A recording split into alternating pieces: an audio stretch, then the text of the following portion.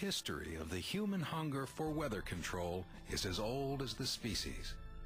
And so is the relationship between weather and war. From Napoleon's defeat by the Russian winter to the Japanese use of a Pacific storm to cover the attack on Pearl Harbor, weather has virtually controlled the battlefield. The military was always deeply concerned with the weather. Generals have been concerned about the weather since ancient times, and very rightly so. And so it was natural for them to go from finding ways to predict the weather better to thinking about ways that they might be able to change the weather.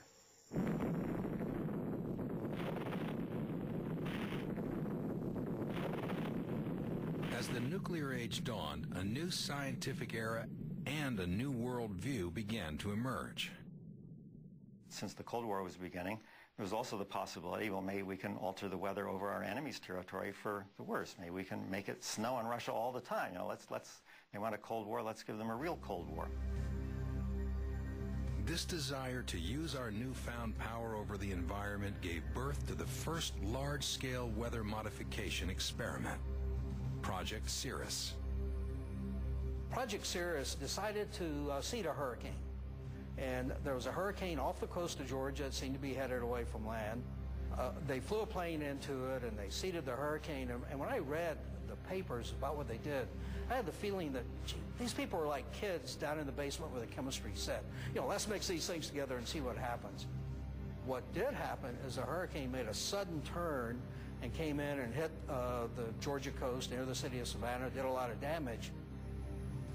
In fact, one person was killed, 4,000 sought shelter, and 1,500 buildings were damaged or destroyed in a single 24-hour period in October 1947. By the end of the day, the U.S. military classified the project and its data, effectively covering up the experiment to prevent litigation. On the night of August 15, 1952, the RAF dispatched specially modified gliders to the Lynmouth district of southwestern England. Unknown to civilians at the time and classified for decades afterwards, the gliders carried an experimental cloud seeding agent. The plan was to release it into an oncoming storm. Within 24 hours, 35 people were dead and 420 were homeless. North Devon Village had been virtually washed away. Although the British Ministry of Defense denied involvement at the time, recently declassified information has verified that the experiment took place. But it was over a decade later that the first big international story finally triggered the uproar that would spell the end of weather wars. Seymour Hersh at the New York Times broke the story. Though they had denied it for more than 7 years, the U.S. military had been using weather modification as a weapon in Vietnam and Laos. Starting in 1966, the United States Air Force had made over 2,600 top-secret cloud seeding flights. Codenamed Project Popeye, this clandestine operation attempted to turn key enemy transport roads to mud, rendering them impassable. They concentrated on the Ho Chi Minh Trail, a main supply line for the North Vietnamese.